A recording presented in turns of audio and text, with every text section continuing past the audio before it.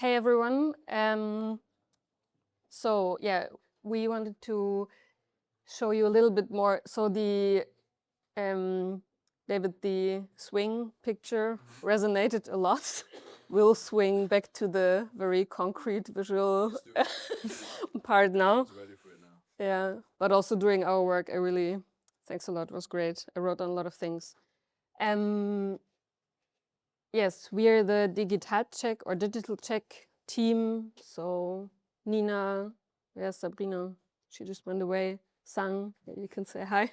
So all the people from the German government team, we want to give you a quick introduction into our current approach into making legislation more digital ready.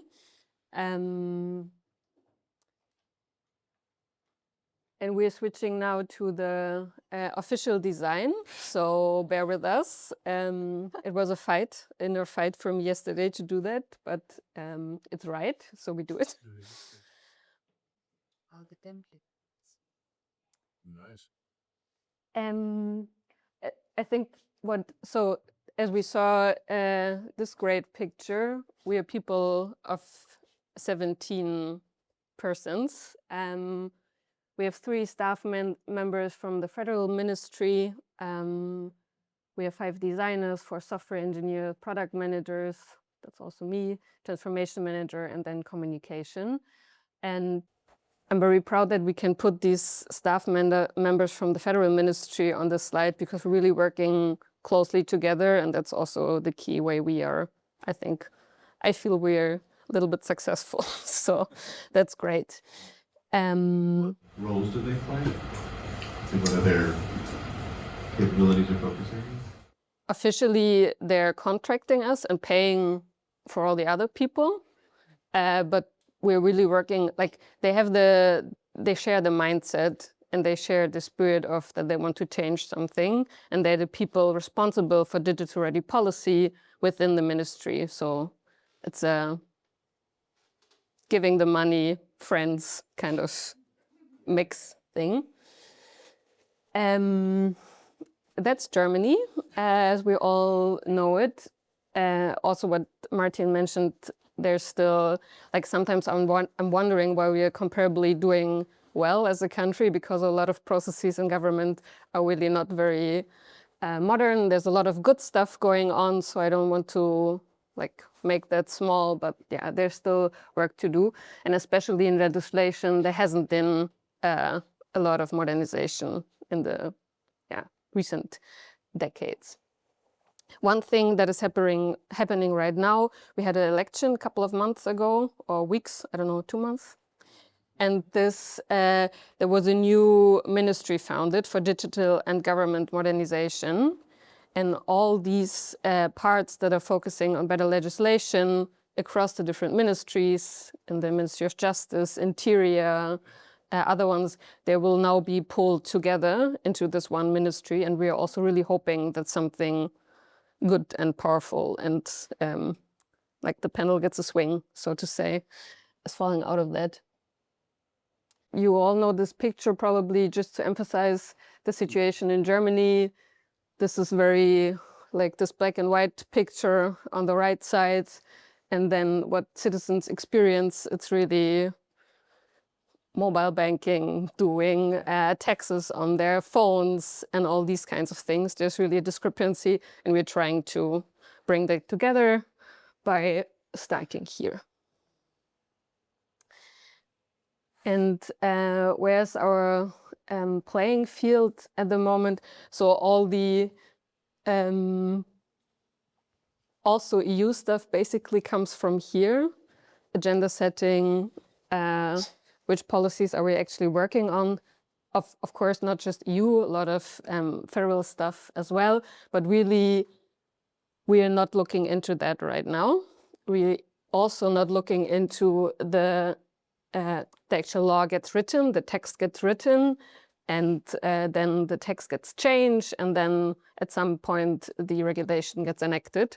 We are really not focusing on these things. We want to, but that's not our job at the moment.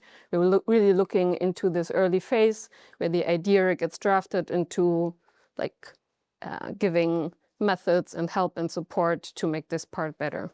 That's what we are trying to do at the moment. So yes, our goal is to refresh the drafting process, and we want to design regulations that are well suited for digital and user-friendly implementation, and thereby making them impact-driven and less bureaucratic. Big goal. Germany has formalized this goal and also the approach that we are working on in 2022. So we're working on this for a couple of years now. And of course, there have been initiatives before as well, but not so much in this drafting process. And we've been iterating ever since forward. And it's a challenging and interesting journey. We're focusing on 4 levers and on several touch points, and some of them that you will see now, we're not working on them at the moment, but we have tried them out and then put them back to where they came from because they weren't working very well. So there's a lot of, we're doing a lot of experiments also, and this is already a big challenge for the public administration, because usually you think something through, then you roll it out, and then you stick to it. And we really try to open the space for more experiment and providing methods for them to try out, and then also see, we kind of saw it didn't work out, let's do something else. We try to raise the awareness, we inform, we train and support, and we provide structures. And there are a lot of touch points that we tried out. I'll just want to show you 3 now, and then Nina will go into an example. We have a nice digital touch point that we're piloting, and it's growing. And here on the screenshot, obviously in German, but we try to provide a little service here where you can basically evaluate the digital implications of the law that you're working on as a policy maker. So for them to see, do I need to think about digital readiness? If so, I need to talk to these people now. They will help me, and then also use some methods and we provide training sessions for administration staff to develop skills in visualization and apply these principles for digital readiness. It's very hands-on, either in the office or at their office or online. We're also trying out different things there. And the basic thing that we've also iterated a lot and that I feel is really working well, the thing that they are working on at the moment, like their legislative piece, so to say, we try to help them to visualize this, so they think in a different way about it. And then we take these 5 principles for digital readiness, they're on a poster somewhere as well, and stick them on the picture or on the process. And wherever they apply, then they start thinking, I need to talk to this organization, or here could be something improved. So that's where we try to make this digital readiness very tangible. And then we sometimes embed ourselves in teams working on regulatory initiatives for a couple of weeks or up to a month, and basically do whatever they need or what is necessary to confront this piece that they're working on with our current reality. And this could be user research, sometimes we're crunching numbers, sometimes we're building little technical prototypes. Visualizing, I said that already, is a big part, and a big part as well as bringing people together. So sometimes you just need to have 3 ministries in one room and actually have their attention in the room. And as you all said, make it calm and give them the space to think. And then a lot of good stuff, sometimes just all it needs, comes out of it. And now Nina will give you an example of one of these. I always feel like we're a little bit in companion mode then and just help them hands-on what we did. And now we can switch to Miro. Yeah, so while Martin is switching to the Miro board, I can give you a small, a small glimpse of the situation that we started with. The project was together with the Ministry of Education, Family, Seniors, Women and Youth. It's a very, it becomes longer and longer with every administration, I feel like.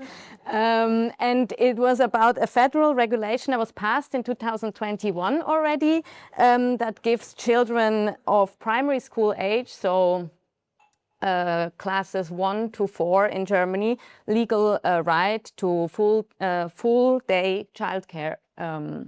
So that's up until then, or actually still now, kids have a right to full day childcare, I think, when they're very little, so before school age, and now this will be expanded to primary school age, starting from 2026.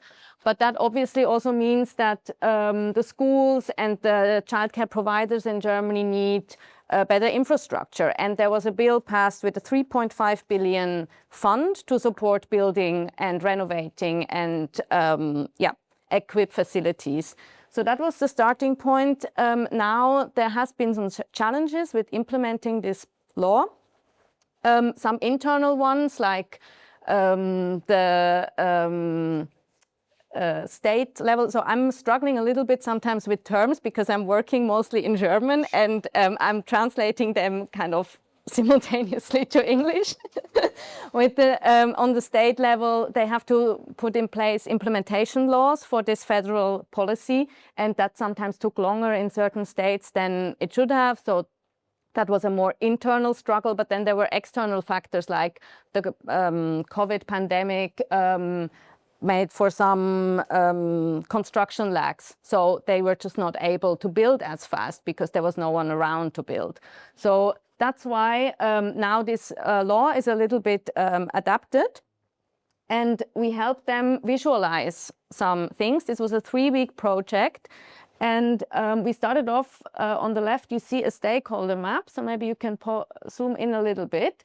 You can see the different levels, federal, state and local level, and then the end users who are the kids and their parents. And then you see what kind of responsibilities they have and what kind of laws regulate these responsibilities. And so this is really just a very simple overview. What was super interesting to me is that in the process of making this visualization, I kind of thought, oh, this is kind of a bit banal. Like, what are we doing? But then they really said, like, okay, this is the first time we have a visualization like that, and we can actually use it to onboard people when they start in our ministry to explain the school system, because there is no such visualization, which is to me actually baffling. How can you do a 3.5 billion project without having a map like that? But apparently that's doable. So yeah, it's very high level, but I think it's still useful to pinpoint in some things. Maybe when you can go to the next visualization, these two actually, these show the budget. So it's on the one hand, on the left, we have like an overview of where the budget is coming from. This is very kind of legal and accounting stuff, but it's still helpful because we can see on this visualization that actually the funds are not flowing out quickly enough. So as you can see on here, only 1 billion is kind of allocated and only 122 million has flown down up until now. So that is one of the reasons why they need to adapt this law. And there is a new minister now in this ministry, and they want to communicate to her, look, this is what we're working on, and this is the issue, and this is quite urgent. So if you go to the next visualization, we also did a journey. We tried to be user-centered, right? So now we have this, the top lane is the local level, because that's where the actual, where the impact is happening, where the service is provided, where the buildings are built.